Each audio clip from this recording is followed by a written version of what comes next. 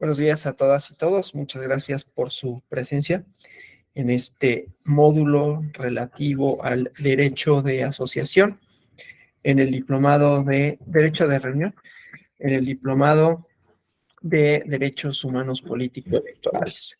Vamos a hablar de algunas cuestiones generales al derecho de reunión.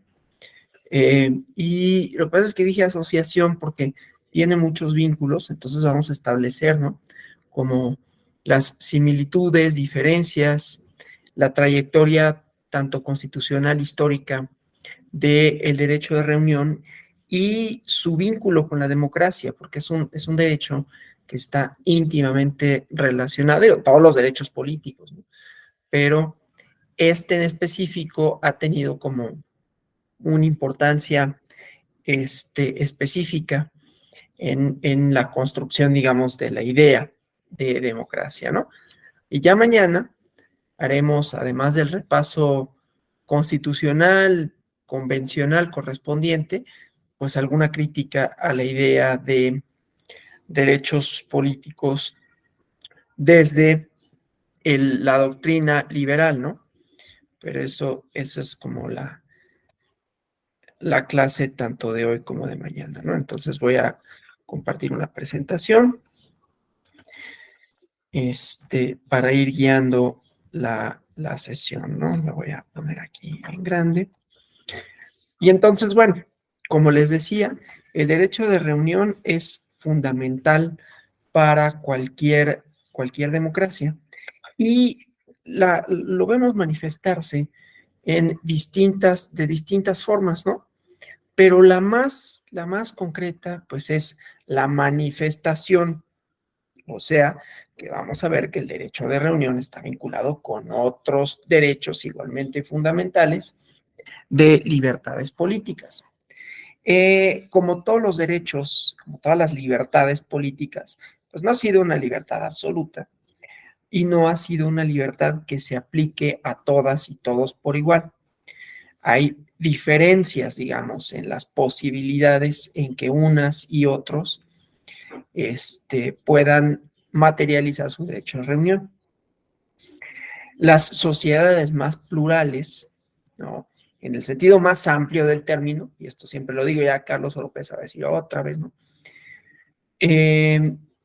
Tienen, o sea, y cuando digo las ciudades más plurales en sentido amplio, quiere decir no solo la pluralidad de ideas en términos como si todos tuviéramos la misma posibilidad de manifestar las ideas desde un mismo plano, y la verdad es que no es así, ¿no? Digo, Carlos Oropesa, porque sé que ya lo he escuchado, pero seguramente más de alguno de una de ustedes ya me ha escuchado decir esto, ¿no? Entonces, hemos tenido como un poco, de manera errónea, diría yo, la percepción, digo, no estoy diciendo que todas tengamos esta percepción, pero de pronto apareciera en los medios de comunicación, sobre todo los medios de comunicación liberales, y ahorita vamos a problematizar un poco esa idea de la liberalidad o liberalismo, a reserva de que mañana hagamos la crítica correspondiente de esta doctrina, pero aparecieran los derechos como dados y como si las democracias por sí mismas los hubieran garantizado, cosa que no sucede así. Y decía que está vinculado propiamente o íntimamente a la protesta, que desde luego no es la única manera de materializarlo. Vamos a hablar todas las dimensiones sociales de las reuniones, que son gigantes, son variadas y son, no puedo decir que infinitas, pero son muchísimas, ¿no? Pero vinculado de manera más estrecha con los derechos políticos, decía, viene la protesta, pero la protesta nunca cae bien, ¿no? A los gobiernos no les gustan las protestas, de ningún tipo. Y sin embargo, no solo es la protección jurídica, sino material de la protesta, ¿no? Una cosa es que pueda estar ahí, ¿no?, que pueda estar contemplada en la Constitución, con algunos límites, en las leyes, y luego lo que materialmente pasa. Hasta hace relativamente poco, aunque es relativamente poco, depende cuál sea el parámetro, ¿no?, pero un par de meses quizás, unas protestas muy severas en Francia. Francia en nuestro imaginario, o en el de algunos, ¿no? Aparece como el país a partir del cual se definen los derechos humanos, ¿no? Es un poco mentiroso pensarlo así, pero bueno. Y vimos protestas con relación a una decisión de política pública en materia de jubilación y una respuesta del Estado. Entonces, vamos a tener estas dos variantes, ¿no? No nada más es que en la ley te puedan permitir, supuestamente, la reunión aparejada, asociada a la protesta, sino que materialmente te permitan protestar. Claro, siempre es una cuestión de límites, ¿no? Siempre hay una cuestión ahí de, bueno, sí, pero ¿cómo protestas? ¿Quiénes protestan? ¿Por qué motivos protestan? Siempre hay una tensión relativa a la protesta vinculada con la reunión, ¿sí? Entonces, bueno, vamos por estos puntos. Ahorita toco esto del falso universalismo, pero me interesa entonces dar algunos de los elementos principales, centrales, generales del derecho de reunión en México a partir del punto de vista constitucional, ¿no?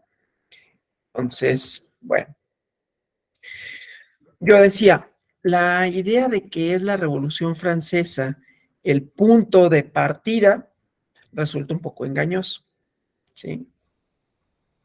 No es que ahí no se hayan elaborado, no se haya elaborado la idea de los derechos políticos, sino que, pues, es tramposo en el sentido que Francia no solo no fundó una democracia republicana, recuerden, ¿no? La caída de la monarquía, intentó fundar una república, resultó primero el gobierno del terror de Robespierre, luego vinieron los imperios napoleónicos, sino que además el poder de Francia, el poder, digamos, político, económico de Francia, estaba vinculado con la empresa colonial, que democrática no tiene nada.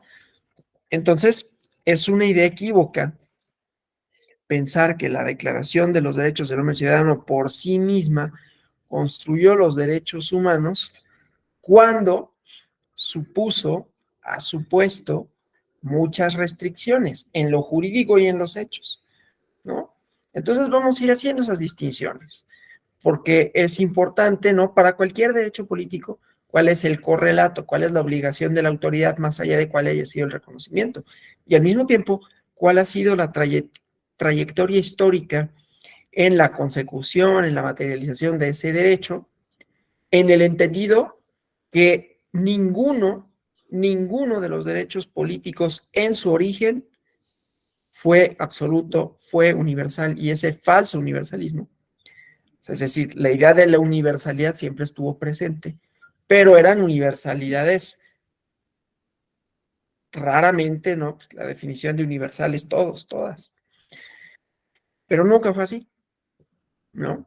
Hasta hace muy poco, y tampoco podríamos decir que ya ganamos, ¿no? O sea, que ya ganamos en esa universalidad, entonces tiene como muchos problemas, pero si tomáramos como punto de partida la Revolución Francesa, ¿no? 1789, para pensar que ahí nace el Estado moderno, cosa que tampoco podríamos afirmar, el Estado moderno, como cualquier organización política, y con ella los derechos políticos, y con ella las constituciones, cualquier cosa. Es un fenómeno que se va gestando, ¿no? De repente, para poder entender mejor conceptualmente, históricamente, pues se marcan fechas y sucesos, que tampoco es que un día, ¿no? La toma de la Bastilla, ahí empezó la Revolución Francesa, bueno, ya venía del proceso de los enciclopedistas, ¿no? Ya venía un desgaste importante con las monarquías, ya Francia había perdido alguna guerra con Inglaterra, o sea, había varios elementos que nos permiten como entenderlo de manera más amplia. Pero bueno, entonces, como un poco de manera no quiero decir indebida, pero un tanto cuanto, solo un tanto cuanto, no completamente, un tanto cuanto arbitrario. Pensamos que es la Declaración de los Derechos del Hombre y del Ciudadano el punto a partir del cual podemos entender el nacimiento del Estado moderno, la democracia representativa y el inicio de la modernidad. Es importante hablar en términos históricos de la modernidad. Muchos de ustedes habrán escuchado esto, ¿no? Damos por sentado que la modernidad es algo que existe, que podemos definir y que inclusive nos contiene. O sea, que vivimos en tiempos modernos. Habrán visto la película de Chaplin, ¿no? De tiempos modernos. Es como este tránsito. Él obviamente lo que hace es una crítica a la sociedad industrial, ¿no? A la maquila, a la fábrica, que convierte a otros sujetos en los asalariados. Chaplin era una persona con un pensamiento crítico, ¿no? Que resultaba incómodo para algunas personas, pero bueno, entonces la modernidad como algo en donde cambian muchos significados, estructuras, ideas en torno a las personas, ideas en torno a los derechos. Tiene su lado A y su lado B, ¿sí? En su lado A lo vemos en términos positivos, instituciones, ciudadanía, modernización en términos industriales, crecimiento y desarrollo económico, y en su lado B, todo eso, pero en sentido negativo, ¿no? Crecimiento económico, depauperización, o sea, el nacimiento de una clase trabajadora, de una clase asalariada, que en sus principios pues no tenía muchos derechos. Es importante para el derecho de asociación, aunque no me lo crean, y el derecho de reunión. Uno contiene al otro o uno conlleva al otro, vamos a ver también las diferencias entre uno y el otro. Pero bueno, el chiste es que como derechos político-electorales no podemos decir, surgió la Revolución Francesa y entonces ya ¿cómo se llama? Germinaron, ya están los derechos, ¿no? Y ya nada más es para quien los quiera usar, ¿no? Entonces, es un punto de arranque, insisto, un tanto cuanto arbitrario, porque hay procesos que culminan quizás ahí, otros que comienzan, pero es un continuo, aunque haya ciertas rupturas, ¿no? Y que son rupturas que no suceden en ese momento, que van sucediendo. Y conjuntamente, pues la idea de la revolución industrial, ¿no?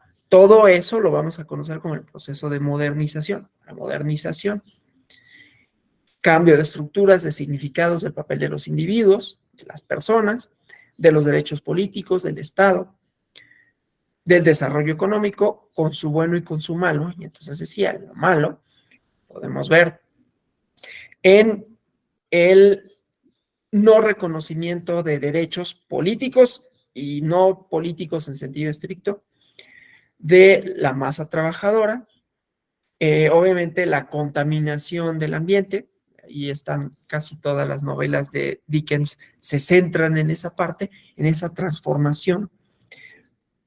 Pero con relación al Estado y los individuos, las personas, pues hay una transformación no menor, ¿no? El papel de la persona, insisto, y lo vuelvo, y voy a decir mucho esto, no es que en ese momento haya sucedido, fue un proceso en donde las formas de Estado se van transformando, van perdiendo legitimidad, ¿no? Ya había sucedido inclusive en el Renacimiento, cuando Maquiavelo escribe El Príncipe, pues se está observando esa transformación de los estados feudales a otra cosa, pero donde todavía subsiste la idea de la monarquía y los súbditos o los vasallos, una forma política pues, que va cambiando poco a poco hasta llegar a lo que conocemos hoy, ¿no? En donde el poder está un poco más acotado o bastante más acotado.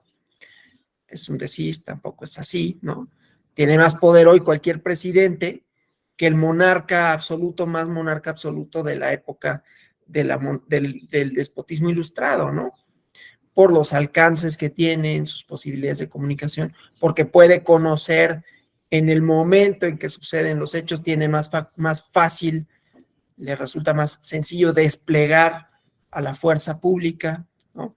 Por la propia, o sea, hay helicópteros, los vehículos todoterreno que no existían. Entonces, eso de los poderes absolutos, pues tampoco es tan cierto, ¿no? Estaban concentrados en una persona, pero materializarlos, ejercerlos, es más fácil hoy de lo que fue en el reino del terror, en cualquier monarquía supuestamente absoluta, ¿no? Entonces tiene más control, tiene más poder en los hechos, aunque esté acotado por la ley, aunque la relación con la ciudadanía se haya transformado y que la ciudadanía puede exigir más cosas, lo pueda limitar de mejor manera, ¿sí? Pero estas definiciones absolutas y estos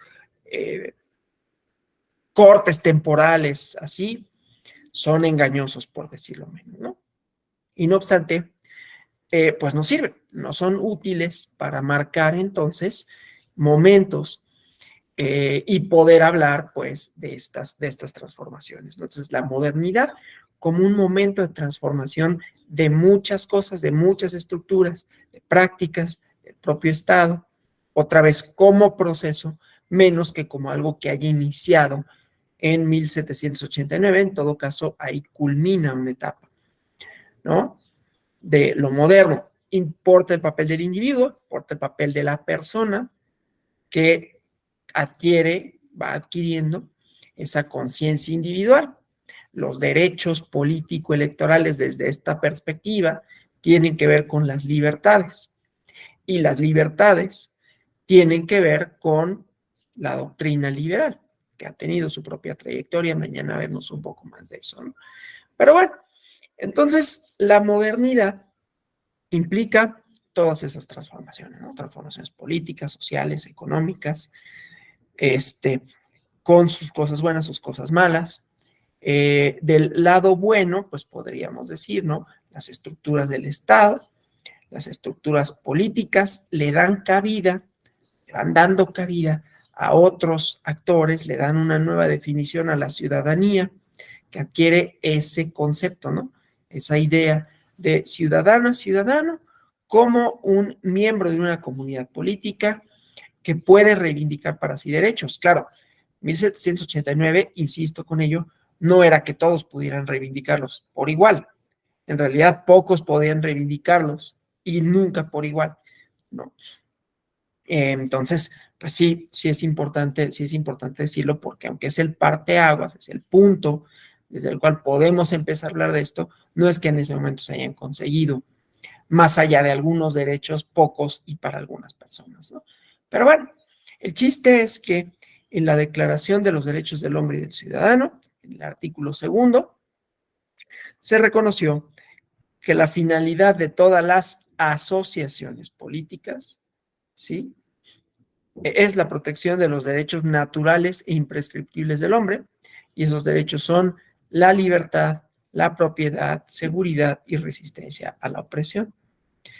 En la parte, la resistencia a la opresión, es donde les decía, encontramos en las comunidades políticas modernas, hablo de moderno, hablo del siglo XVII, XVIII, y contemporáneas hasta nuestros días, de la modernidad a nuestros días, como la manera más evidente de materializar el derecho de asociación con finalidades estrictamente políticas, y con ello me refiero de protesta. Pero decía, la asociación en realidad tiene muchas dimensiones, no solo es la protesta política, ¿sí? La asociación, en principio, es uno de los fundamentos de ser, o sea, ontológicos de cualquier Estado, de cualquier comunidad política. ¿Por qué nos asociamos? ¿Por qué nos reunimos? ¿Y para qué? ¿Con qué propósitos? ¿No? En una sociedad contemporánea, los propósitos de las reuniones, que no de las asociaciones que tienen su diferencia, ya lo iremos viendo, ¿no? Las reuniones no solo son consustanciales, no solo son normales, sino que son de diverso tipo, ¿sí? Tipos de reuniones, todas obviamente, todas las que tenemos nosotros en nuestra vida cotidiana, son, digamos, manifestaciones de una forma de organización, de comunidad política y de asociación, pero no todas tienen finalidades estrictamente políticas. Digamos, en términos amplios, sí, porque son formas en que la comunidad política como comunidad se legitima, se reproduce, ¿no? Es decir, subsiste, pero también pues se va a transformar, se van a transformar nuestras formas de reunión, ¿sí? En principio, pues de reunión podemos decir desde ir a un restaurante, ir al cine, ir a un club deportivo, aunque ahí ya tendría más la cosa de asociación porque se tiene una credencial, ¿no? Asistir a un concierto, ¿sí? Etcétera, ir a un café. Tiene muchísimas manifestaciones. Cada una de ellas está asociada, no en los términos de derecho de asociación, sino de relación con lo democrático, ¿no? Las reuniones, como reuniones, ¿sí? Son democráticas en tanto sean permisibles, en tanto sean posibles, en tanto reflejen la pluralidad, en tanto no estén restringidas en la mayoría o en todos sus aspectos. Y me voy a detener en dos cosas, y ustedes me pueden interrumpir en el momento que quieran, ¿eh? Para hacer comentarios, precisiones, preguntas. Pero voy a poner dos ejemplos de cómo esto puede caminar o no con lo democrático, ¿no? Si damos por sentado que la reunión en cualquiera de sus manifestaciones, ir al cine, ir a un restaurante, ir a un café, ir a un parque a patinar, no sé yo, son posibilidades del derecho de reunión sin una finalidad política específica de protesta. Entonces, ahí pensaríamos, bueno, entonces sus restricciones solo serían aquellas que atenten contra el orden público, ¿no? Solo serían aquellas a restringir el derecho de reunión, solo sería por alguna utilidad. Me centro en esa parte de utilidad para hablar, por ejemplo, del COVID y luego veo otra parte de, bueno, y el objetivo de la reunión, ¿no? Y ahí vamos a tener complicaciones. Pero vamos con lo del COVID, que ya de por sí representa una dificultad, ¿no? Como ustedes saben, ¿no?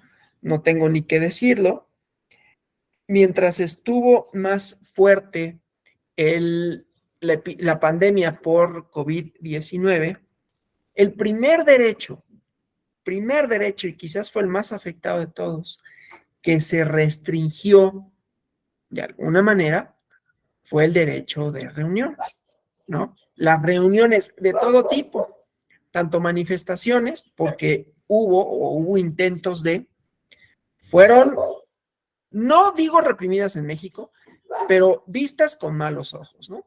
Y digo que no fueron reprimidas porque no fueron. O sea, hubo reuniones, tanto políticas como no. Ahorita hablamos de las cosas que sí se hicieron para evitar las reuniones, ¿no? Porque era el medio de propagación por excelencia del virus.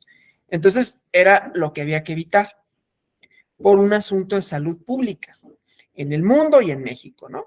Y en cada uno de estos lugares se materializan las restricciones de distintas formas por las propias necesidades del Estado, sus capacidades, tanto burocráticas como las necesidades económicas de la población.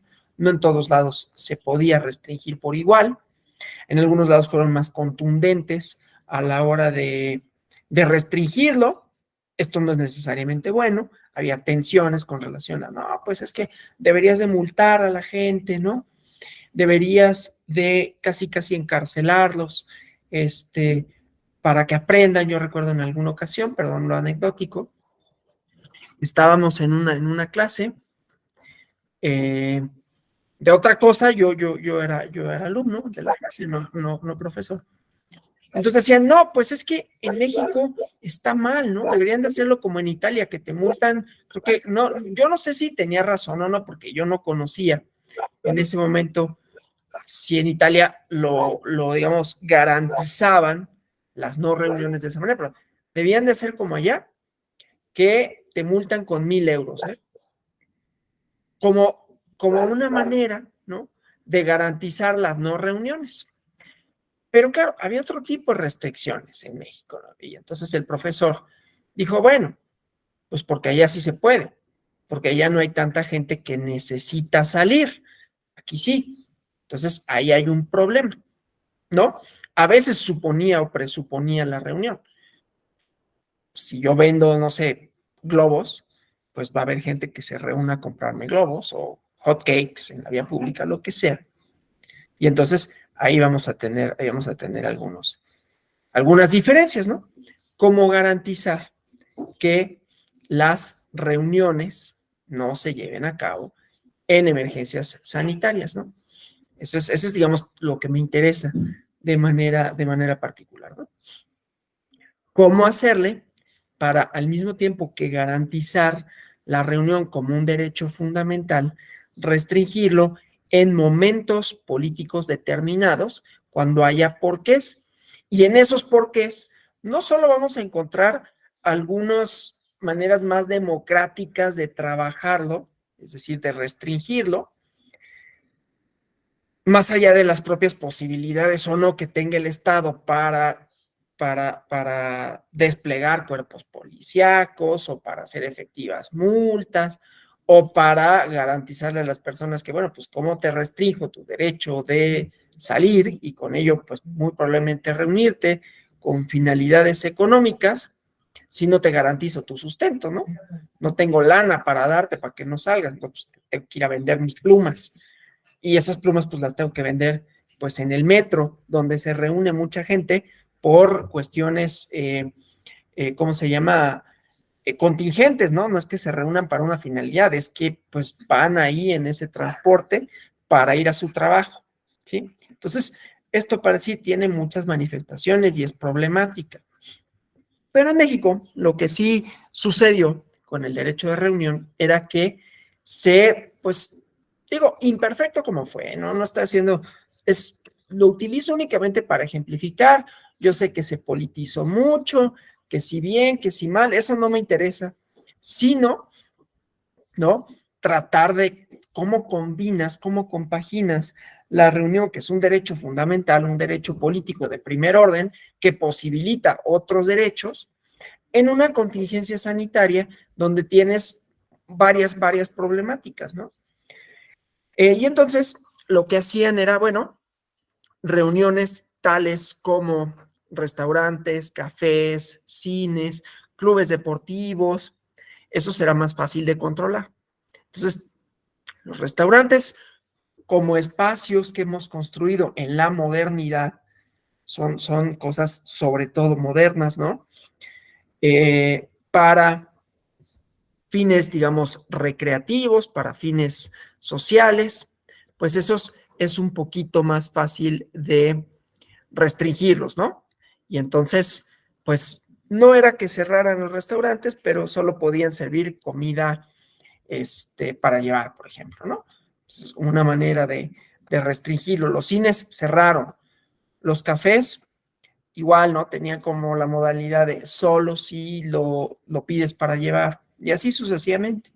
Entonces, la reunión, o sea, los porqués y los para qué son variados, son para convivir y tampoco pudimos convivir con familias muchas veces, ¿no? En las fiestas que navideñas, etcétera. Y entonces, la modalidad de reunión que comenzó a haber fue la virtual, ¿no?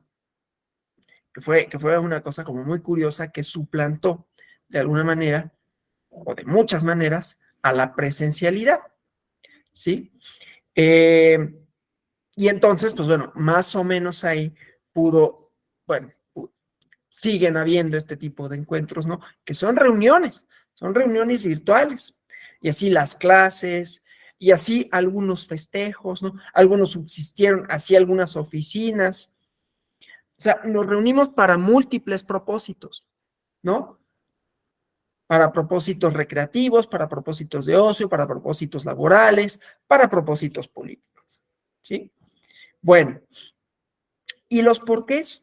Pues depende cuál sea la respuesta, ¿no? Depende cómo, ahorita voy a regresar a la parte del COVID y luego voy a regresar a reuniones cuyo objetivo no es necesariamente democrático y qué hacemos con eso, pero lo conjunto con el porqué, ¿no? El porqué doctrinal, el porqué teórico, filosófico, ¿no? Entonces, en Aristóteles encontramos esta menos que pregunta una respuesta a por qué la asociación y por qué la reunión, ¿sí? Todos los contractualistas, todos los que tratan de dar cuenta del nacimiento del Estado y con ello de los derechos políticos, se preocupan por las formas de reunión y de asociación. La primera forma de asociación, que no de reunión, pero que de asociación, es el Estado. Pero toda asociación primero necesita de una reunión o de varias para hacer. Entonces dice Aristóteles, bueno, la asociación política, es decir, que personas se junten con fines políticos para solventar necesidades colectivas, es propio de de las personas, ¿no? De los seres humanos.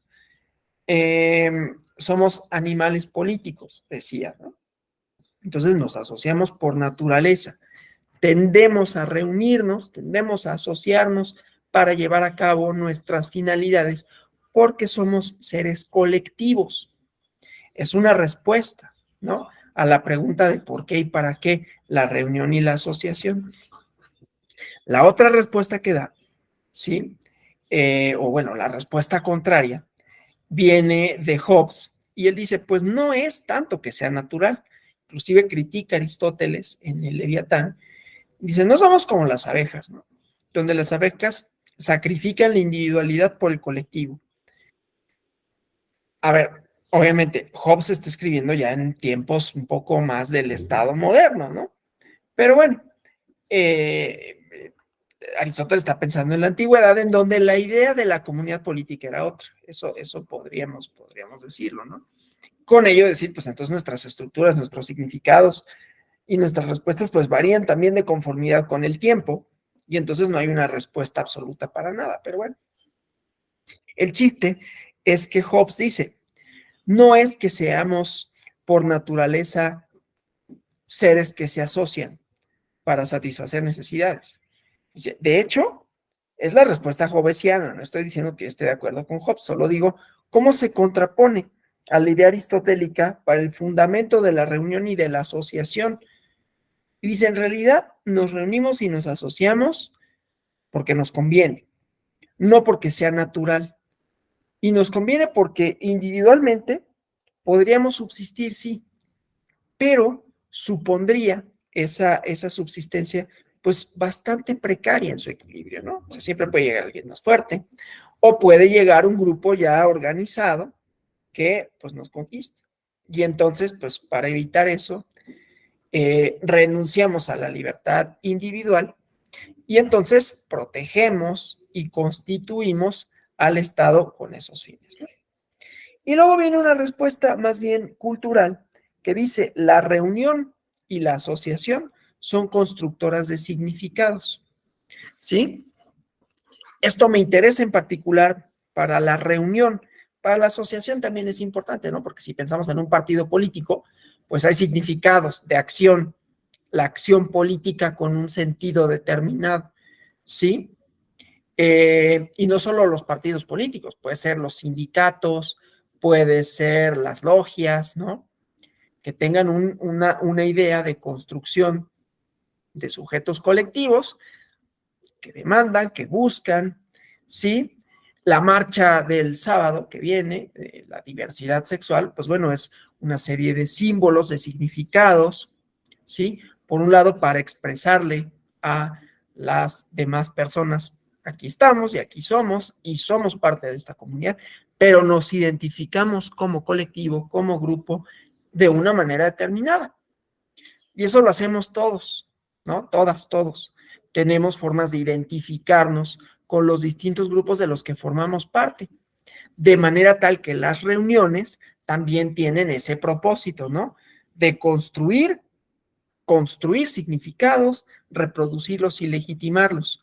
Pongo otro ejemplo que tiene más o menos algunas derivas políticas o muchas derivas políticas. En las escuelas, ¿no? En las escuelas los lunes. A mí ya después me parecía tedioso, había quienes les gustaba, ¿no? Pero la idea de los honores a la bandera, ¿no? Entonces los lunes, 8 de la mañana, pues había que formarse en el patio y ver la escolta, desfilaba la escolta. Ya no me acuerdo muy bien si la escolta desfilaba solo los lunes o solo desfilaba algunos días, la verdad ya no me acuerdo. Y hasta yo era de la escolta, ¿no? Pero ya ni me acuerdo. Pero no importa, el chiste es que hay una construcción de un símbolo de identidad de todas y todos los mexicanos, ¿sí? Construimos ahí, o sea, nuestra mexicanidad proviene, fíjense, de formas de reunión que no de asociación, porque ahí no nos estamos asociando, aunque al final tiene esta idea de reproducir una asociación de una comunidad política que es el Estado mexicano, pero nos reunimos con un propósito asociativo, con un propósito significativo, ¿no? Para darle sentido a esto de qué es lo mexicano, pues quién sabe, ¿no? Más allá de que tenga una historia, unas tradiciones, que tampoco son tan fáciles de discernir, ¿no? Y ahorita voy a las reuniones estas de los conspiradores para hablar del mito, ¿no? En el mejor de los sentidos mito, ¿no? No que sea mentira. Pero bueno, entonces pues ahí había o hay formas de reunión que construyen un significado para las comunidades políticas, sea en lo pequeño o en lo macro, ¿no? Digo en lo pequeño por el número de las personas que pueda aglutinar una protesta, una marcha, ¿no? Para decir, nosotros somos parte de esta comunidad política y nos identificamos a partir de estos símbolos, de estos significados que para nosotros nos identifican con respecto del resto, pero con nosotros mismos, ¿no? La marcha de la diversidad o las marchas feministas, ¿no? O cualquier otro tipo de reuniones, ¿no? Con esos propósitos. Y decía, o los honores a la bandera, y ahí se van reproduciendo significados, consignas, colores, banderas, en cualquiera de estas, ¿no? Una forma en que las reuniones en este sentido de comunidad política tienen sentido, legitiman, reproducen, construyen los valores colectivos que nos dan, que le dan cohesión a esa reunión, a los individuos que forman parte de ella, que se vinculan con un colectivo, pues tiene, insisto, puede tener banderas, colores, el juramento a la bandera, ¿no? Entonces, todos los mexicanos no sabemos, no sé si todos nos acordamos, yo me acuerdo, ¿no? Del juramento a la bandera, era de los lunes. Después del himno nacional, otro elemento de cohesión que le da sentido, o sea, que en las reuniones se hace presente, en estas reuniones de corte colectivista, político, de formación de la comunidad política, pues es el himno, ¿no? El himno nacional, y desfila la bandera, ¿no? Y además no solo es el himno, ¿no? Se levanta en el mástil primero, luego el himno, ya no me acuerdo cuál era el orden, ¿no? Y luego el juramento. Entonces, esto de construir la idea de lo mexicano y entonces todos nos identificamos, ¿sí? Y luego, pues, sus variantes, porque esa primer tipo de reunión con esas finalidades, pues no es necesariamente de una sociedad plural y democrática, ¿no? De hecho, hay formas, así igualmente, formas sociales que construyen significados de países no democráticos, ¿no? Lo han visto, o al menos lo podemos imaginar en China comunista, en Rusia. Digo, no estoy diciendo con ello que yo no tengo estos fantasmitas del comunismo como algo malo, es otra forma de organización política que no necesariamente me gusta, que no refleja necesariamente la pluralidad, pero que tampoco es el demonio que construyó la historia gringa, ¿no? Pero bueno, el chiste es que pues hay estas demostraciones igualmente, desfiles, ¿no? En sociedad, que insisto, lo que buscan es construir una identidad. A eso voy con lo de la doctrina cultural y los significados. Y aquí, cuando distinguimos que es democrático, ¿no? Es por la pluralidad que puede haber en los tipos de reuniones, que eso es lo que me interesa, ¿no? No solo distintos tipos de reuniones con distintos fines, sino que dentro de esos distintos tipos de reuniones con distintos fines se pueda reflejar la pluralidad, el descontento, ¿sí? La divergencia, que son características de la ciudadanía democrática, ¿no? A diferencia de otros tipos de ciudadanía que también pueden existir y que han existido, ciudadanía clásica, la ciudadanía liberal, la ciudadanía democrática tiene como característica ideal, desde luego, y cuando hablamos de ideales quiere decir, bueno, más o menos se cumple, y entre más se cumpla, pues más cercano será a lo democrático, la diversidad y la pluralidad, lo cual me lleva a un problema contemporáneo de derechos de reunión con propósitos diferenciadores, ¿no? Es decir, somos un grupo que pertenece a esta comunidad política, que nos identificamos, pero que no podríamos decir que esa identificación, que esos símbolos, que esa diferenciación es democrática por los fines que persigue, ¿no?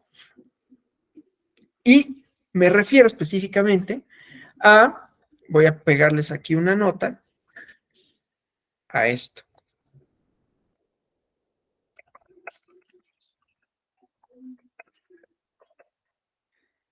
Pego una imagen, ¿no? Ahorita se las comparto. Nada más que la cargue la computadora. Entonces, aquí y aquí está la nota. Inclusive les voy a compartir el videito para que pensemos un poco en esto, ¿no? ¿Cómo vamos hasta aquí? Que lo que menos quiero es que esto se vuelva aburrido, tedioso, ¿no? Entonces, si se vuelve eso, por favor díganmelo en cualquier momento, ¿no? Entonces les comparto esto. Ahí.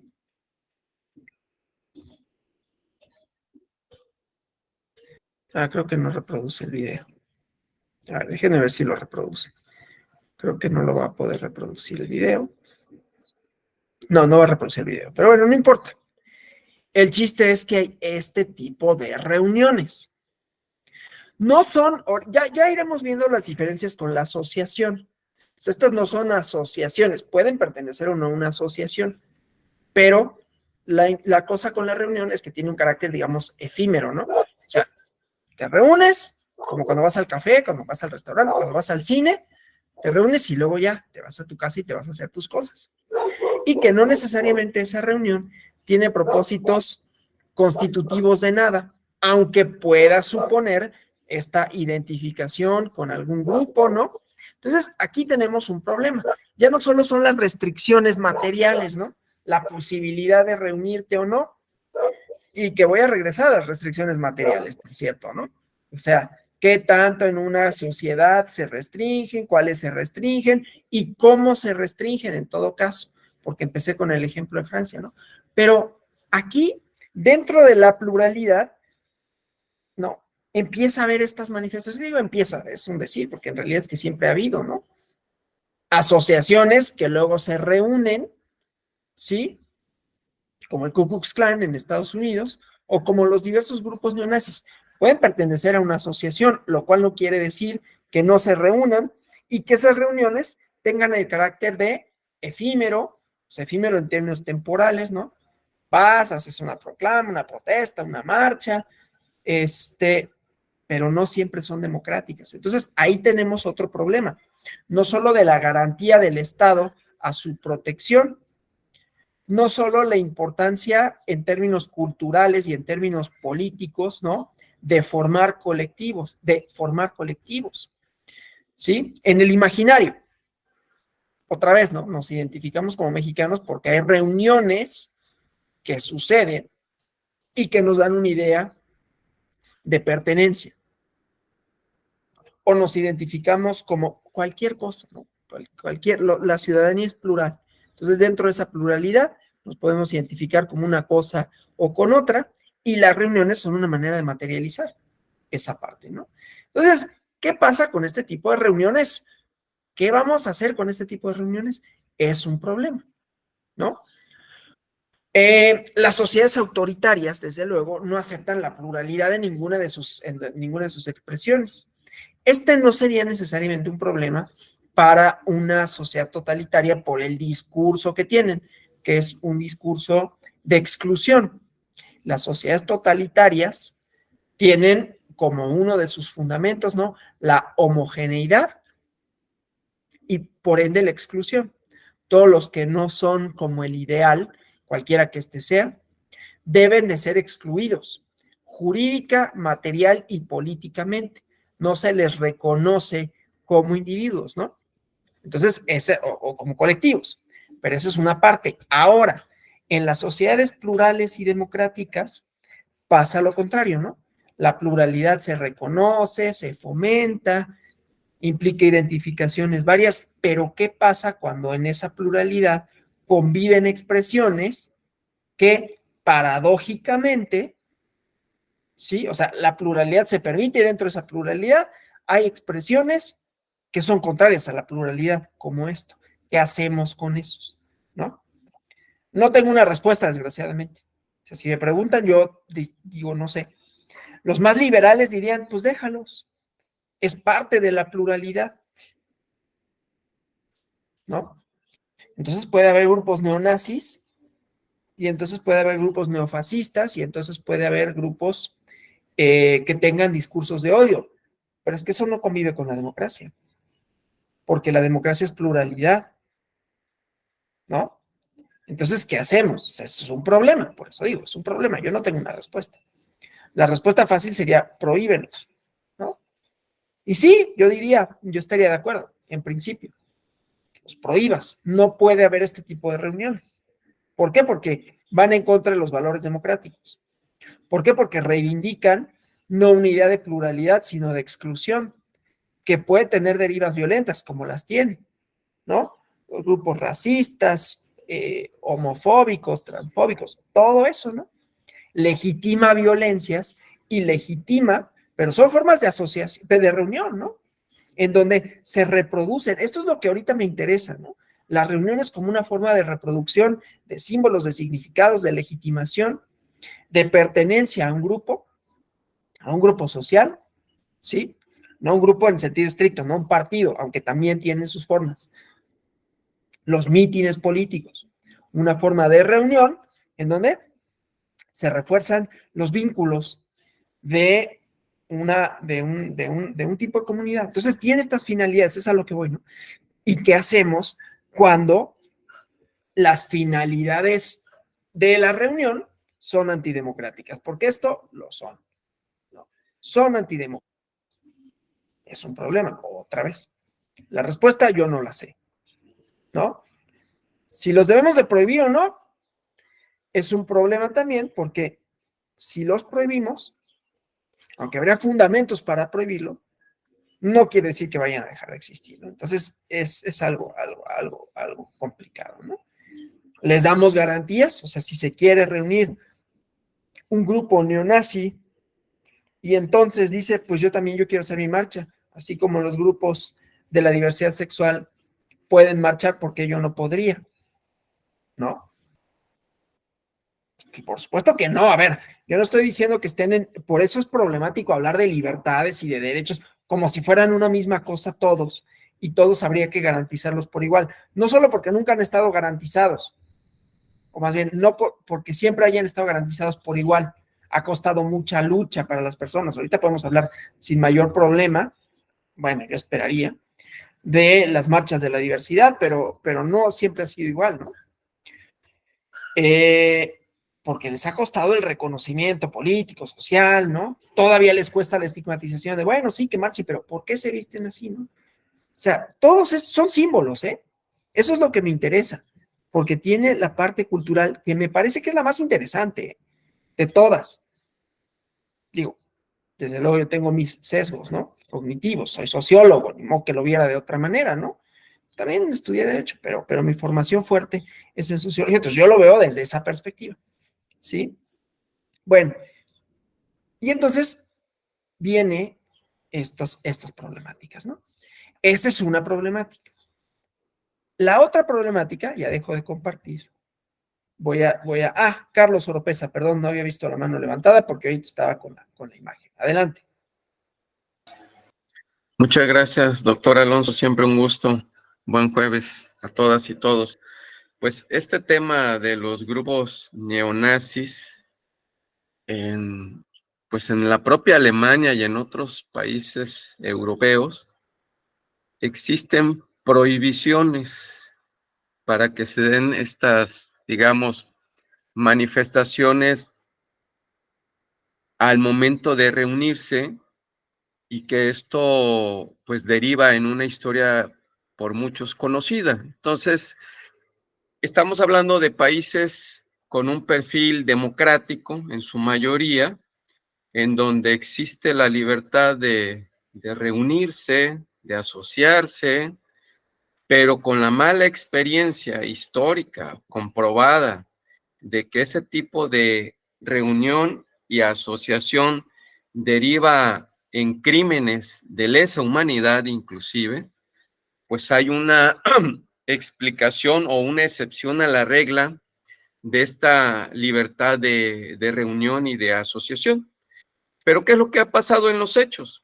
Que ante estas restricciones a la libertad de asociarse, reunirse, buscan medios alternos para seguirse convocando entre ellos, y un medio que han utilizado mucho, doctor, son las redes sociales. Distintos grupos privados, eso sí, o más o menos privados, en donde intercambian sus puntos de vista, sus intereses, sus visiones, sus proyecciones. Y bueno, llama la atención también, doctor, que en algunos países el Partido Nacional Socialista y esta ideología pues está registrado hasta como partido político. O sea, todavía estamos en el siglo XXI y pasan esas cosas. Entonces, entiendo mucho lo que nos compartes, esta preocupación de, pues, qué respuesta le damos a este tipo de circunstancias. Y bueno, el nazismo es una visión excluyente de otras comunidades en el mundo, pero no es la única. Hay otro tipo de asociaciones y reuniones por orden, digamos, de naturaleza de estas agrupaciones satánicas y cosas atípicas, para llamarlas de alguna manera, que se reúnen, se convocan y ahí están, ¿no? El tema es si es legal, si no es legal, la frontera es muy endeble. Yo creo que la prohibición genera más problemas, doctor, porque acuérdense que lo prohibido genera otro tipo de fenómenos, mercados negros, clandestinidades.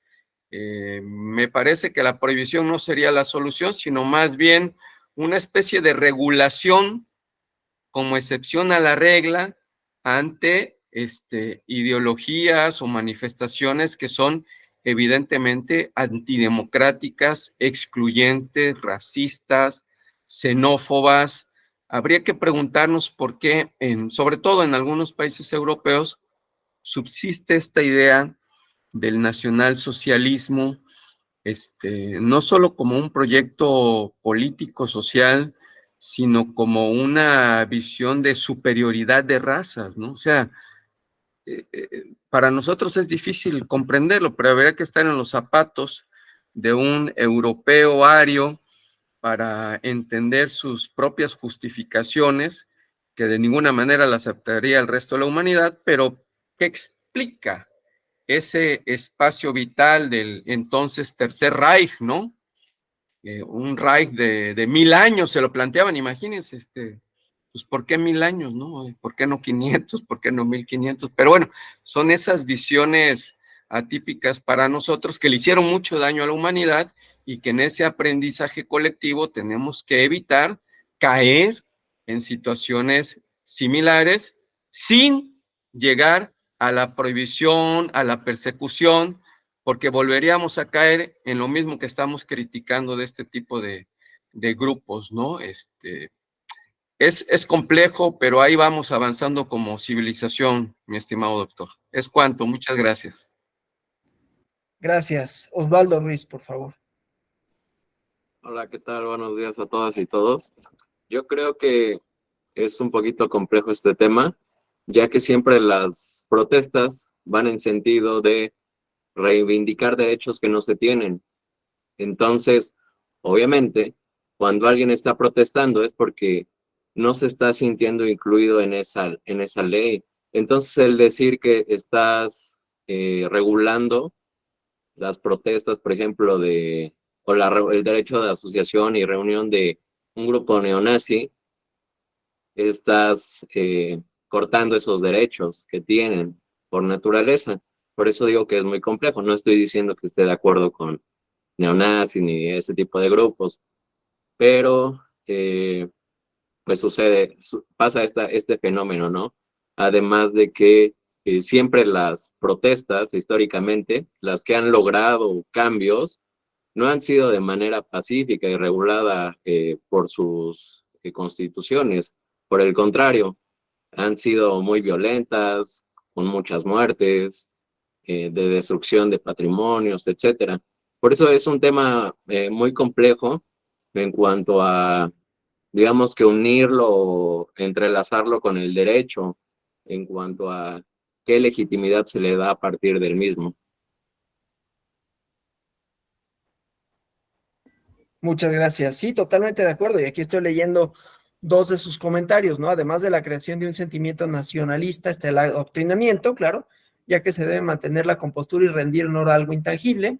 De no respetar esas normas, existe un castigo que reafirma y dará legitimidad a ese hecho. O sea, la idea de que este tipo de reuniones, por ejemplo, con propósitos de construir significados, no necesariamente son democráticas. Y dice también, una de sus finalidades es la reafirmación de las relaciones de poder, claro, ¿no? Inclusive en las prohibiciones. Bueno, entonces, otra cosa que es interesante es, y que ya lo había dicho al principio de la sesión, uno de los primeros derechos que se restringen en las no democracias es el de reunión, porque las reuniones, perdón, sí, de reunión, porque pueden tener estos propósitos conspiracionistas. Así se fundó la nación mexicana. Vamos a ver un pequeño videíto, 8 minutitos, sobre esto, ¿no? Para que veamos la famosa conspiración del México independiente. Es una forma de reunión que le dio cabida a la reivindicación de otros derechos políticos, pero claro, para desconocer un orden, ¿no? Entonces vamos al video. YouTube Premium es YouTube sin anuncios y la app YouTube Music combinados. Una suscripción, 2 aplicaciones. Prueba un mes gratis.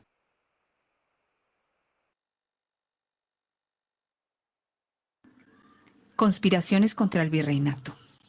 Al fracasar el intento de conseguir la autonomía, los criollos empezaron a reunirse y organizarse para conspirar y derrocar al gobierno virreinal en algunas ciudades de Nueva España, como Puebla, San Luis Potosí, Celaya y el pueblo de Dolores en Guanajuato. A mediados de 1809 se descubrió una conspiración.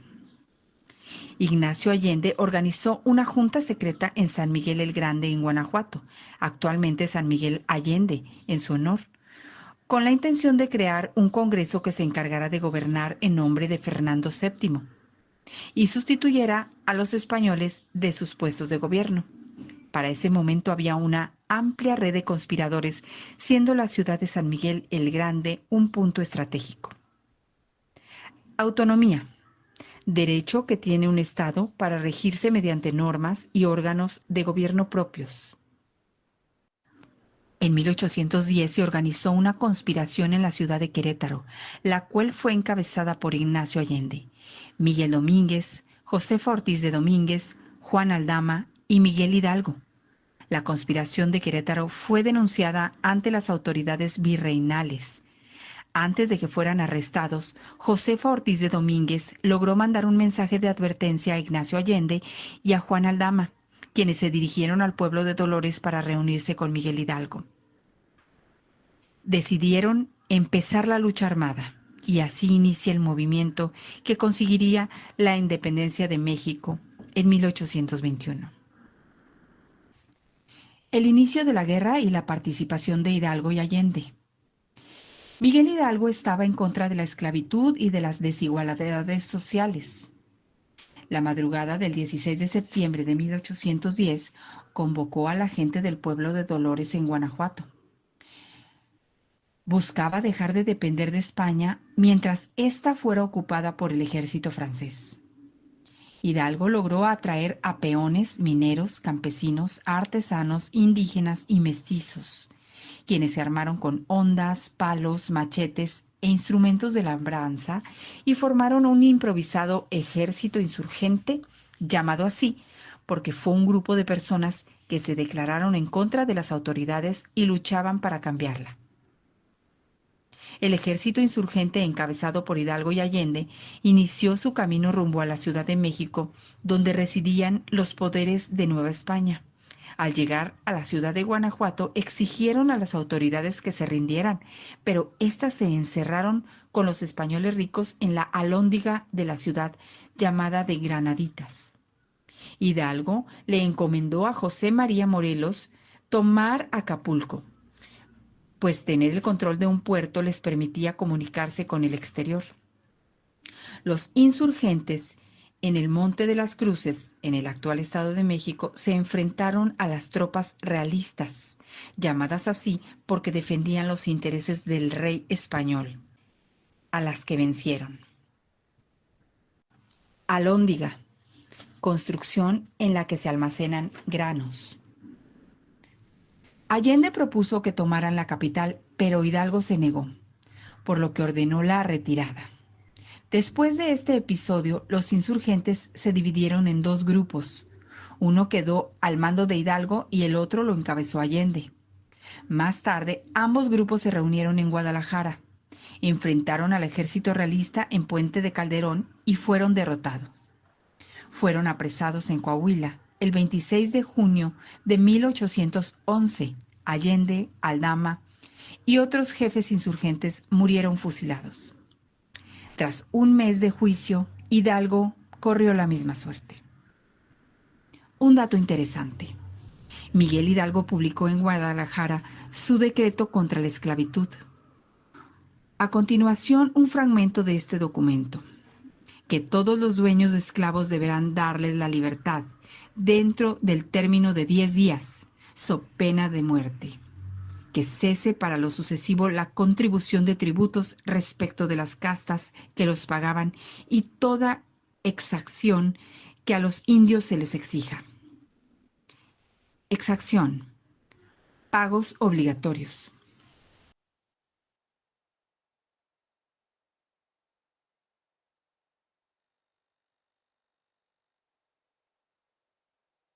Bueno, me interesaba sobre todo la reunión conspiradora, ¿no? Por un lado, y luego la reunión de independencia para desconocer al gobierno de la Nueva España, que ahí decía, ¿no? La reivindicación del reino, en todo caso, de Fernando VII, ahí está involucrada la parte de los franceses en España, pero bueno, independientemente de eso, entonces, reuniones con finalidades políticas, pero aquí para construir un orden nuevo y por lo tanto desconocer el anterior. Y entonces también en las democracias contemporáneas decía, cuando caen, el primer derecho que se restringe es el de reunión, ¿no? Las persecuciones a las reuniones. En Chile pasaba, ¿no? Habrán visto ustedes algunos documentales, algunas películas, ¿no? De cómo se reprimían ese tipo de reuniones. Pero no nos tenemos que ir a Chile. En México, el México, digamos, del siglo XX hasta como por ahí de los 80, 90, quizás, ¿no? Tenía varias restricciones al derecho de reunión, unas muy materiales, ¿no? El 68, por ejemplo, fue la culminación de una represión. Claro, era un movimiento, ¿sí? Había una serie de proclamas en ese sentido, todas de identificación de un colectivo que tenían otra vez, ¿no? Varios significados, que solicitaban cosas del régimen y el régimen tiene una respuesta autoritaria, no solo es que haya disuelto esa reunión, sino cómo la disolvió. Pero también pasaba, les voy a poner otra imagen, con otras reuniones, digamos, bastante menos políticas. Todos habrán visto esta, o habrán sabido de este festival, ¿no? Entonces déjenme, les pongo aquí una imagen, nada más para que veamos cómo se representaban cosas, ¿no? Cómo se entendían, ¿sí? Entonces, déjenme, les voy a poner, lo que quiero ponerles es este. Este video. Bueno, no es eso lo que estaba buscando. Es que estaba buscando publicidad, ¿no? Una imagen propiamente de un festival que en su momento provocó mucho desconcierto, ¿no? Entonces déjenme ver acá y lo voy a pegar en una lámina, ¿no? Denme un segundo para que vean algo, ¿no? Va a quedar así medio improvisada la cosa, pero me interesa nada más mostrar algo, ¿no? Sí, el Festival de Avándaro, cómo se representaban, ¿no? Cierto tipo de reuniones y se asociaban algunas prácticas, ¿no? Avándaro, la locura, ¿no? Hippies, droga, tumultos y música en el festival, onda gruesa de 12 horas entre chavos y tortas, ¿no? Eh, y no solo fue Avándaro, ¿no? La realidad es que durante muchos años estuvieron prohibidos los conciertos, después vieron que era un negociazo, ¿no? Pero los conciertos en la Ciudad de México, no llegó Queen, por ejemplo, en la Ciudad de México, llegaron hasta Puebla, porque aquí está prohibido. Llegaban algunos, a Querétaro llegó Rod Stewart, o sea, no estoy hablando de ponquetos ni de nada de esto, ¿no? Sino pues de grupos pues más bien fresones, ¿no? Y que sin embargo generaban esta desconfianza por parte de las autoridades y los que sí había, pues luego llegaba la policía, ¿no? A reprimirlos, eran tocadas clandestinas, ¿sí?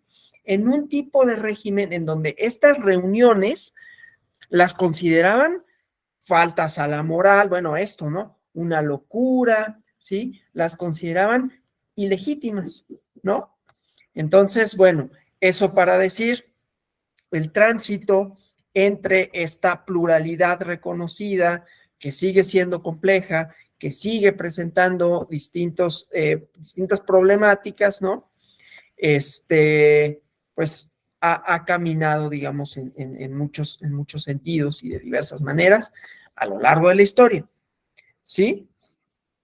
Entonces, bueno, regresando pues a la Revolución Francesa, podemos pensar pues que la asociación política puede iniciar con una simple reunión de individuos y como pasó en México, ¿no? Un estado propiamente, un partido político, que ya son formas de asociación, un sindicato, ¿no? Bien pueden iniciar con la simple reunión de individuos hasta que crean esa asociación. Así el Estado también, ¿no? Por eso vimos en las láminas pues, las respuestas contractualistas, más allá de que puedan tener propósitos de construir el significado, de construir la legitimidad, de construir el poder, pero, ¿no? Estas asociaciones primero bien pudieron haber sido reuniones, ¿no? Y que son creadas por los ciudadanos y su finalidad es proteger el ejercicio de sus derechos naturales. Por ahí el compañero, creo que fue Osvaldo, ¿no? Habló de derechos naturales en el marco del Estado, que es la asociación política por excelencia. ¿Sí? Bueno, luego en el siglo XX, la ONU reconoció la línea histórica de la Revolución Francesa y el 10 de diciembre de 1948 expide la Declaración Universal de los Derechos Humanos y establece en su artículo 20 el carácter liberal de los derechos humanos y de los estados firmantes. En la gama de derechos que se comenzaban a erigir, enarbolar como universales, se reconoce al de asociación y reunión. Y se establece en el artículo 20 que, y cito, toda persona tiene derecho a la libertad de reunión y de asociación pacíficas y que nadie puede ser obligado a pertenecer a una asociación. Esto también es importante para diferenciar las partes democráticas tanto de la reunión como de la asociación.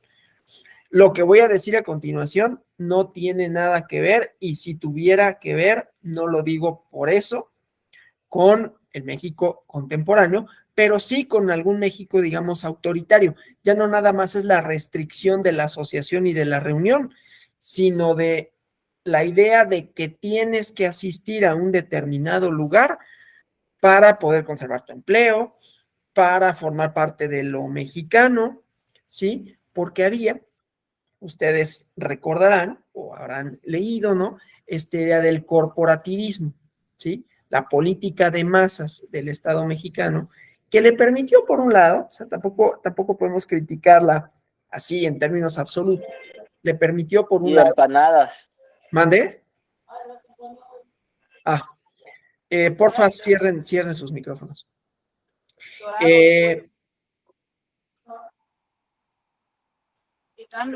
Si me pueden ayudar, por favor, en tecnologías para cancelar el micrófono que está abierto.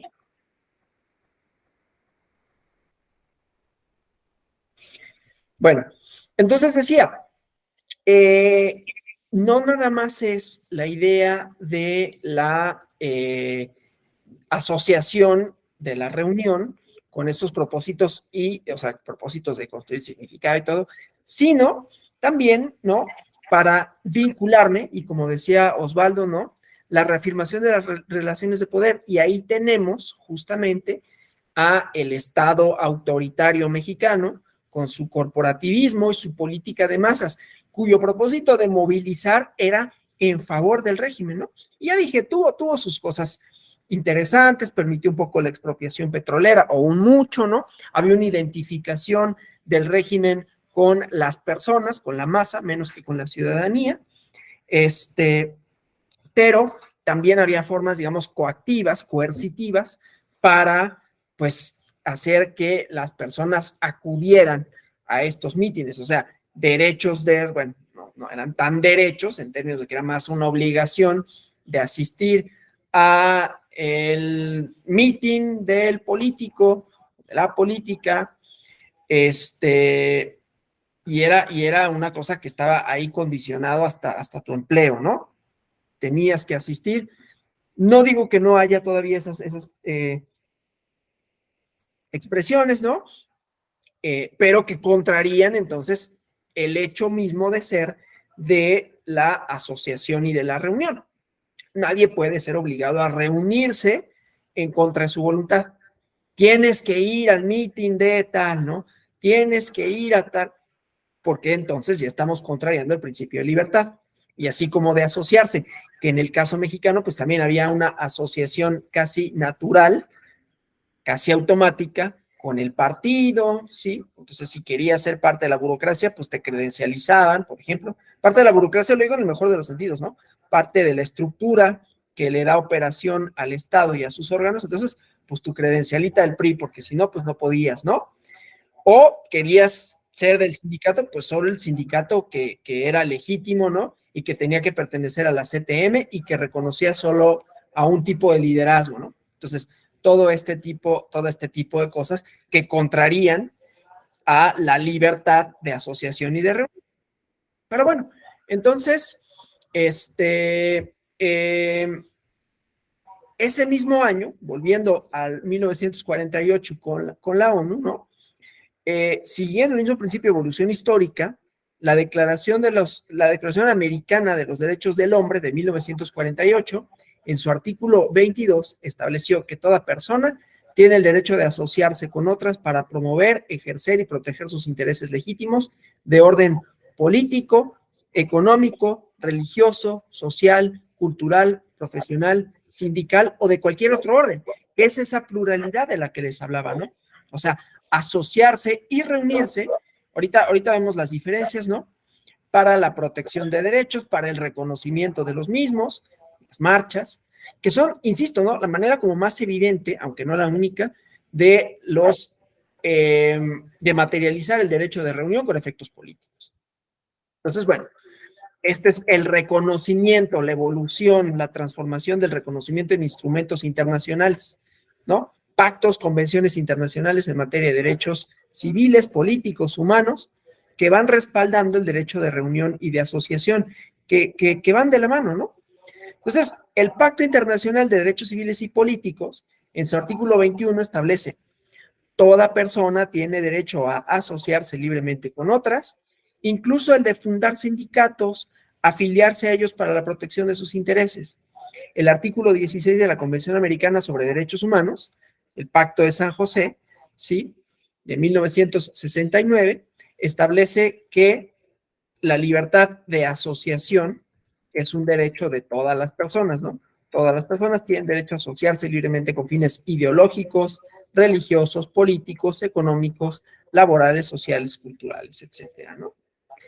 Entonces, bueno, el reconocimiento a la libertad de reunión y de asociación en nuestro marco constitucional data de la Constitución de 1857, en particular del artículo 9, y ahorita voy a pasarles la Constitución porque dice prácticamente lo mismo, la del 57 que la del 17. Dice la del 57, a nadie se le puede coartar el derecho de asociarse o de reunirse pacíficamente, primer elemento, ¿no? Con cualquier objeto lícito, segundo elemento. Ahí es donde ya podríamos empezar a pensar, ¿no? Si las asociaciones que decíamos que pueden formar parte de la pluralidad, pero su reivindicación no es necesariamente de la pluralidad, su objeto es lícito, ¿no? Si es pacífico, depende que proclamen, ¿no? Si, depende que entendamos por pacífico. Si por pacífico entendemos, ya veremos mañana líneas jurisprudenciales con relación a esto, ¿no? O sea, ¿qué entendemos por manifestación pacífica de ideas? ¿Sí? Es discurso, es que no haces uso físico de la violencia, o sea, ¿es símbolos, significados o es material? ¿Qué tanto se debe de entender a la hora de restringirlo? Porque ese es el problema. No es tanto a la hora de reconocerlo, sino de restringirlo. Entonces, tiene que haber violencia física o puede haber violencia simbólica, ¿no? Entonces, ya iremos viendo esa parte. Pero bueno, entonces decía, estos elementos, ¿no? Asociarse o reunirse pacíficamente con cualquier objeto lícito. Pero, fíjense, solamente los ciudadanos de la República lo pueden hacer para tomar parte en los asuntos políticos del país, que tiene su correlato con el 133, o es el 133 o el 33, que dispone la facultad de expulsar, ¿no?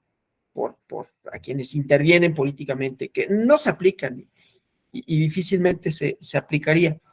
Luego hay quien pide, ¿no? Ay, este extranjero se está metiendo, aplíquenle, creo que es el 33, ¿no? Corríjanme, porque luego no me acuerdo si es el 133 o el 33, creo que es el 33. Pero bueno, el chiste, pues, es que hay una limitante cuando se trata de tomar parte en los asuntos políticos del país, tanto para la asociación como para la reunión. ¿Sí?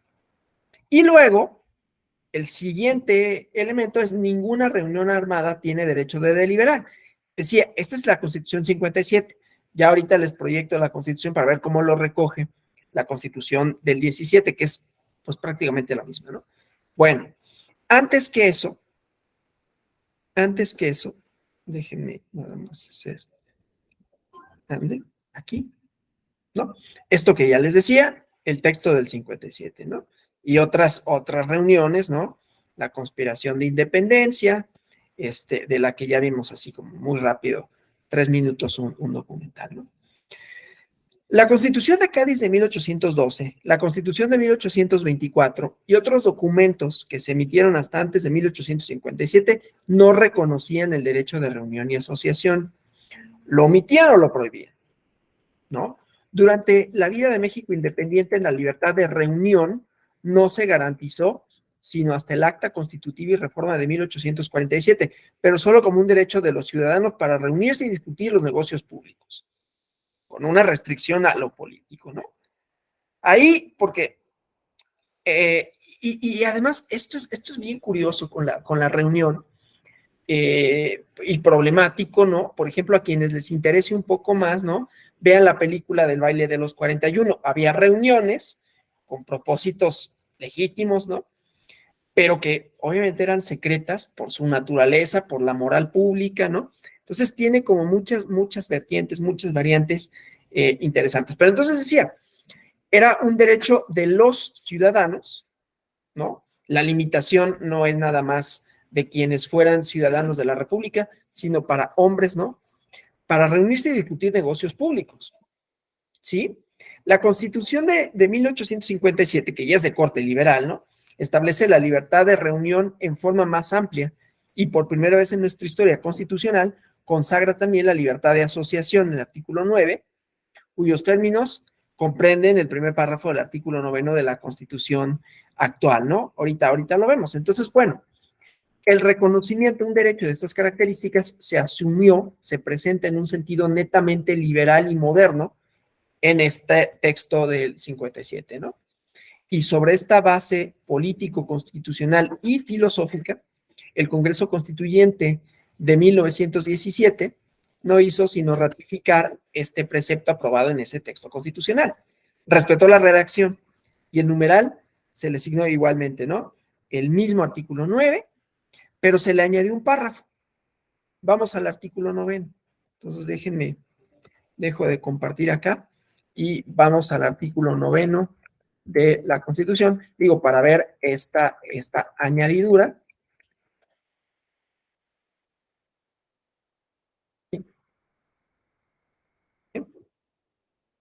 Parto.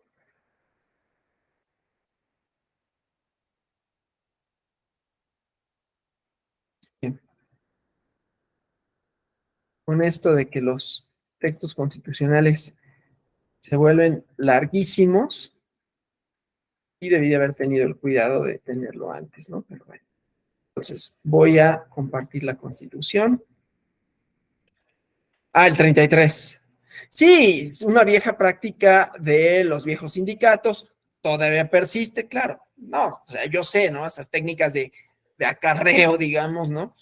Pero que contrarían la naturaleza propia liberal del derecho de reunión, ¿no? O sea, yo voy a ir a un mitin porque quiero, no porque me obligan. Pero bueno, digo, a un mitin o a cualquier lugar que implique, ¿no? Una aglomeración de personas que reivindican algo o que dicen algo o que exaltan la imagen de alguien, ¿no? Bueno, o sea, ahí para ver cómo pues la democracia no camina así como tanto en todos lados, ¿no? Entonces, bueno, está esto, ¿no? Que hasta ahí, ¿no? Hasta ninguna reunión normal tiene derecho a deliberar, es la misma redacción del 57, pero se le añade este párrafo. No se considerará ilegal y no podrá ser disuelta una asamblea o reunión que tenga por objeto hacer una petición, ahí vinculado con el derecho de petición, que no sé si ya lo vieron o lo van a ver, pero que también tiene sus elementos, la petición, pero vinculada a la reunión, ¿no? Presentar una protesta por algún acto a alguna autoridad y con las limitantes, ¿no? Si no se profieren injurias contra esta, ni se hiciera uso de violencias o amenazas para intimidarla o obligarla a resolver el sentido que desee, ¿no? Entonces, aquí ya encontramos estas, ¿no? Este texto aprobado por el 57, en el 17, que ha permanecido hasta nuestros días sin reformas, ¿sí? Entonces, es así como el derecho de asociación y de reunión han estado indisolublemente unidos en la tradición constitucional mexicana. Sin embargo, el que mayor polémica y debate ha merecido es el de reunión, sobre todo por lo que se refiere, y es lo que hemos estado viendo, ¿no? A las restricciones o excepciones que se establecen para su ejercicio. Aquí ya desde el punto de vista constitucional, que es muy diferente, ¿no? Por eso yo les decía, bueno, una cosa es que esté en la ley y otra cosa es, bueno, ¿y cómo lo aplicas? ¿Cómo lo materializas? Y ahorita vamos a ir viendo, porque también en el debate constitucional, el derecho de reunión, ha habido esta misma problemática, ¿no? Ahorita vemos cuál. Entonces, bueno, el debate es el punto, ¿no? Se encuentra en el punto de vista hasta dónde una marcha o movilización social está en los márgenes permitidos por la ley. Solo manera de guisa, y no voy a decir nada con respecto a ello, pero solo por el ejemplo que es muy, muy concreto, recordarán hace muchos años, 2006, con la toma de Reforma aquí en la Ciudad de México, ¿no? Que suscitó muchos conflictos políticos, muchos conflictos sociales, y había quienes decían que bueno, es una forma de contener, no estoy reivindicando, estoy diciendo cuáles eran las posiciones, ya lo que yo piense o no, no importa. Es una forma de contener una violencia que se pudo haber desbordado, y había quienes decían, no, es que no tienen por qué y están afectando a los comercios, ¿no? Desde luego una vialidad central, y desquiciaron el tráfico durante varios meses, ¿no? Entonces, bueno, estaba o no permitida por la ley, había quienes decían, no, desalójalos, obviamente el gobierno de la ciudad no los iba a desalojar, por evidentes razones, ¿no? Pero bueno, el chiste es que ahí estaba con esos límites, ¿no? Eso por hablar de una contundente, pero la realidad es que esto pasa con todos los tipos de reuniones, marchas, no solo políticas, ¿no? Marchas de índole religiosa, las peregrinaciones, ¿sí? Y entonces ponen esto de, bueno, ¿por qué lo permitimos? ¿Qué tipo de cosas se pueden permitir y cuáles no, ¿no? Entonces, el mismo artículo establece los márgenes, ¿no? Cuando una reunión, y aquí seguimos viendo el artículo, ¿no?, de ciudadanos no haga uso de la violencia en su petición o protesta ante algún acto de autoridad, ni profiere injurias o amenazas contra esta para intimidarla o obligarla a resolver en el sentido que desee. En la práctica, la línea siempre está sujeta a interpretación y debate en cuanto a la necesidad o no de reglamentarlo. Volviendo al caso, el derecho de asociación y de reunión en la Constitución mexicana dice: solo los ciudadanos pueden participar y ejercer tal derecho en materia política, exceptuando a los extranjeros, a quienes les está prohibido. Alguna vez, algunos compañeros del doctorado me dijeron, yo no sé la verdad, pero que había en las marchas, en algunas marchas de contenido político, funcionarios de migración que de repente aleatoriamente decían: a ver, ven, muéstrame un documento de identificación, por favor.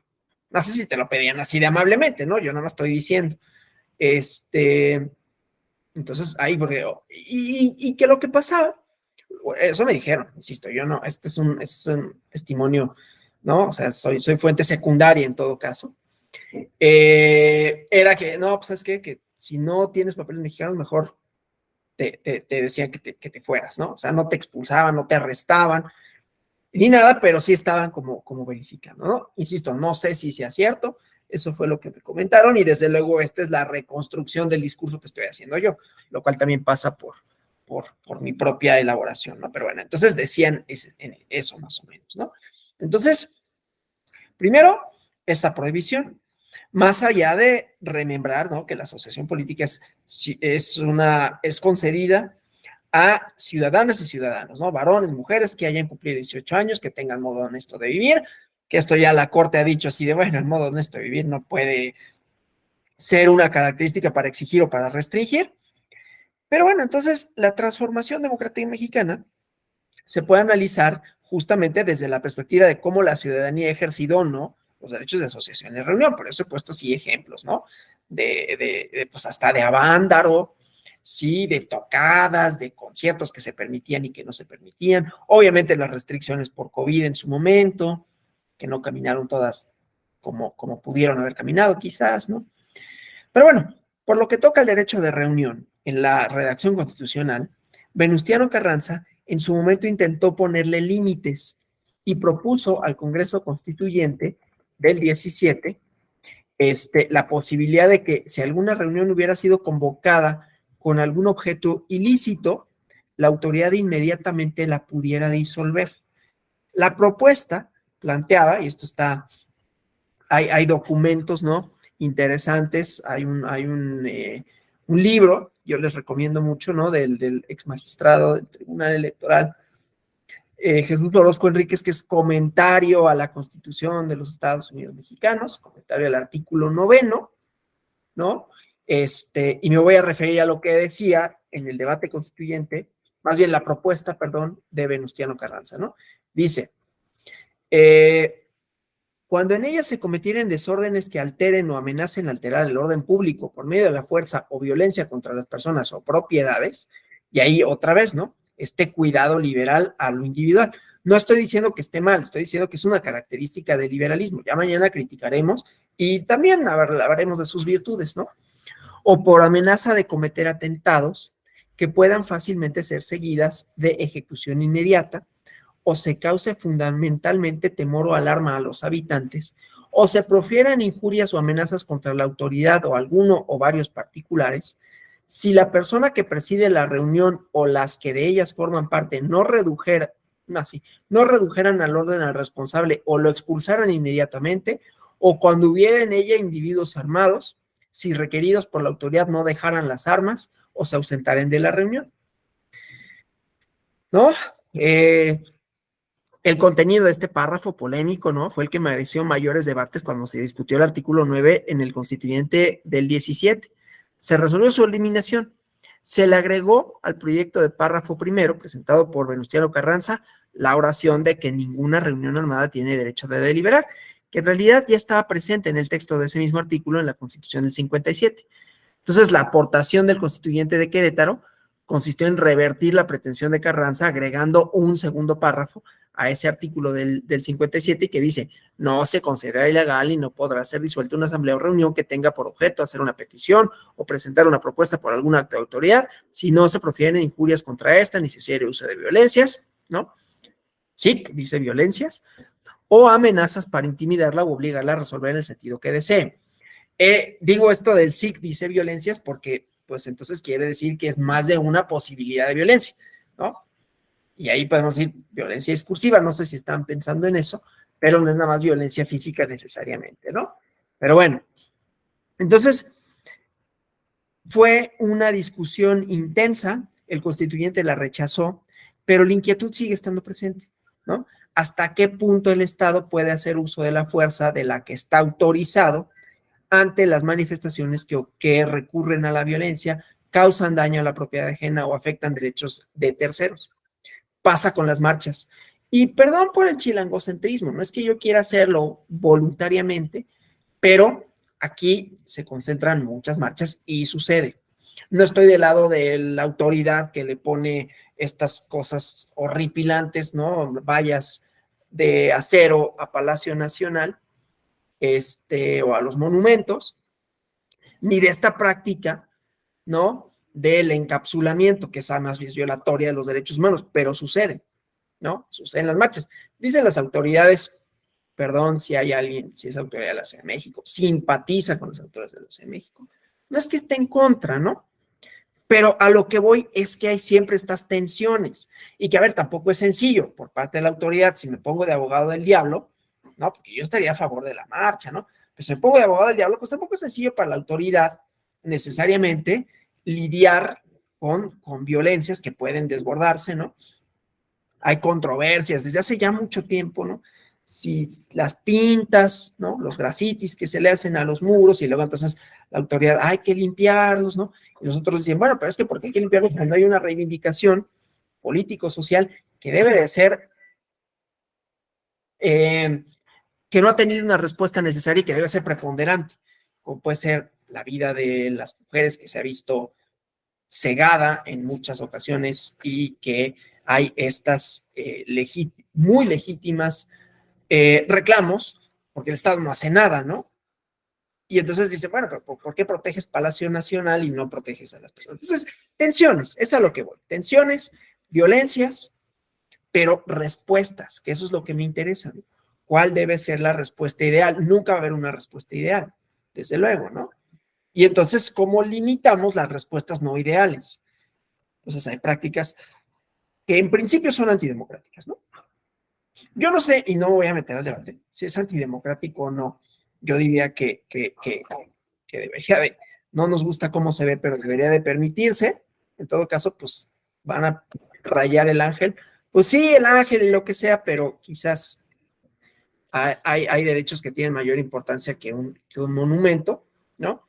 Que se resignifican, pero no me meto mucho a ese debate, sino a la idea, que esa me interesa más, porque esa sí es una restricción contundente, los encapsulamientos, ¿no? Que es la cosa más antidemocrática que hay y que suceden ahora y que han sucedido antes, ¿no? O sea, estas personas, ¿no? Que se están manifestando, no sé si conocen, les voy a poner una imagen, si han visto los encapsulamientos, y para quienes están dentro es terrible, ¿no? Digo, a mí nunca me han encapsulado, pero es muy frustrante, ¿no? Y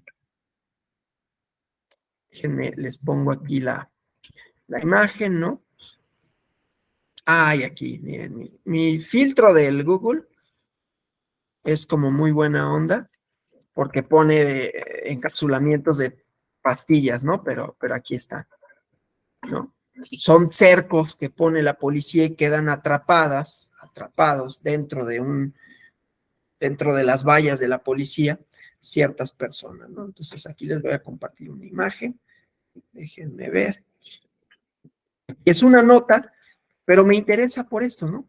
Por eso, nomás que se mete publicidad, por eso no la he compartido, porque me choca que entre publicidad aquí.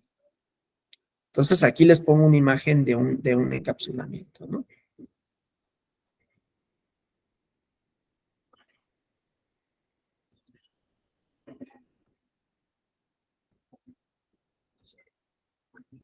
Esos son los famosos encapsulamientos. Entonces, quedan atrapadas las personas en una valla, ¿no? Hecha por la policía, ¿sí? Sucede ahora como sucedía antes, ¿no? Y hay una reivindicación por parte de la autoridad. No, es que si no, se va a desbordar la violencia, ¿no? Acá vamos a, aquí les voy a poner otra. Aquí está, ¿no? Si la están viendo. Está la imagen grande. Lo que pasa es que me lleva a la nota, ¿sí? Pero estos, aquí le vuelvo a cerrar la publicidad. Estos son encapsulamientos, ¿no? Mañana vamos a ver un poco el marco del derecho internacional de los derechos humanos sobre los encapsulamientos, porque hay protocolos del uso de la fuerza en todo caso, ¿no? Esto lo rompe, ¿no? Esta es la parte que yo les decía, la respuesta de la autoridad, ¿no? Ir a los lugares, hacer redadas para los derechos, para no permitir reuniones clandestinas que tienen un objeto de desconocer un orden. Pasaba en Pinochet, ¿no? Pasaba en Chile con Pinochet, por eso puse el ejemplo. Pasó de manera contundente en México en el 68, pero pasa acá también, ¿sí? No hay una matazón, digamos, no hay una cosa así y detenciones arbitrarias, aunque pasó en Atenco. Mañana lo vamos a ver, perdón, es feo y todo, pero es que hubo una condena de la Comisión Interamericana de Derechos Humanos con relación al protocolo de uso de la fuerza para disuadir un derecho de reunión legítimo, ¿no? Entonces, esta es la tensión con la fuerza y este es, en todo caso, cómo tendríamos idealmente que evaluar no solo las restricciones jurídicas, sino las restricciones de hecho, ¿no? O sea, cómo se materializa en todo caso esta parte, ¿no? Mañana seguimos platicando de eso, la parte convencional, la parte, ¿no? De cómo ha caminado en México en ese sentido, pero por ahorita yo aquí me quedo y les doy la palabra si es que hubiera alguna pregunta, comentario que desearan formular hasta aquí. Sí, Osvaldo. Al principio usted nos mencionaba que obviamente estos derechos de asociación y de reunión no están, a lo largo de la historia no han sido los mismos para todos, ¿no? Dirían por ahí, hay unos más iguales que otros. Esto se ve incluso en estados modernos. Un ejemplo es de que, por ejemplo, no es lo mismo que una clase media privilegiada de una zona urbana proteste a que protesten unas personas indígenas que están protegiendo los recursos o algún interés de su propia zona en donde habitan. Ahí en esas zonas, como pues están, digamos que más marginadas en cuanto a comunicaciones, etcétera, pues los gobiernos aprovechan de eso y toman medidas coercitivas más duras porque saben que no están bajo el ojo de las redes sociales o bajo el ojo de las noticias, digamos que aquí en la ciudad o en zonas urbanas se tiene la inmediatez, ¿no? De que está sucediendo una protesta y ya hubo un lesionado, ya se supo a los segundos, ¿no? En Twitter. Sí, sí, efectivamente, y por eso vamos a ver a Atenco, ¿no? En San Salvador Atenco, que pasaron cosas muy lamentables con un uso de la fuerza desproporcionado por reuniones, manifestaciones que buscaban condiciones, pues, igualitarias. Bueno, tenían un conflicto como un poquito que iba con esto del aeropuerto y todo, pero de personas justamente que no tenían como las posibilidades iguales que podría tener una persona que hace una reivindicación de otra índole, que pertenece a un grupo social más privilegiado, como bien lo dijo, ¿no? Entonces, también esa aplicación es diferenciada y también tiene que estar en nuestra discusión, porque aquí no podemos dar por sentado que, bueno, como son derechos y como son libertades, todos las tenemos por igual. Pues sí, jurídicamente podrán estar ahí en la Constitución, pero su materialización, que me interesa muchísimo, no es así, ¿no? Si nosotros nos vendamos los ojos y decimos, bueno, pues estos son sus elementos y así, ya sabes, pues qué bonito, ¿no? Qué bonitas las libertades democráticas, y entonces dejamos de lado todas las otras dificultades que tienen grupos han tenido y tienen otros grupos pertenecientes a colectivos mucho menos favorecidos para su reconocimiento y para su ejercicio, ¿no? Gracias, gracias, Osvaldo. No sé si alguien más tenga algún comentario, pregunta. Pues si no, nos vemos mañana con esta misma línea, ¿no? Vamos a ver así como estos protocolos, y bueno, otras cuestiones, gracias a ustedes por la atención, otras cuestiones convencionales y todo, ¿no? Combinando lo jurídico con lo político y lo social. Y pues nada, les deseo un feliz jueves, hasta mañana. Muchas gracias a ustedes por haberse conectado, esperando que haya sido interesante la clase, que no les haya aburrido. Es mañana de jueves, y pues bueno, gracias por el esfuerzo, ¿no? Excelente día igualmente para ustedes. Excelente día, maestro. Hasta mañana, Gracias. muchas gracias. Bien, gracias a ustedes.